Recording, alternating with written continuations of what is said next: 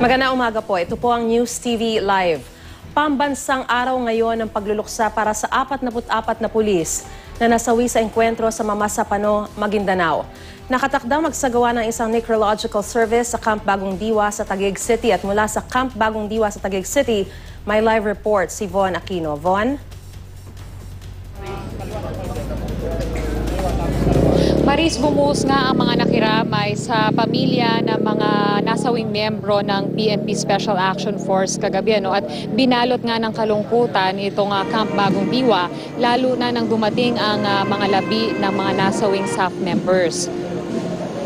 Pasado alas 9 kagabi nang isa-isang dumating ang mga labi ng mga nasawing SAF members. Habang buhat ng kanilang mga kasamahan sa SAF, iminarcha sila papasok ng multipurpose hall.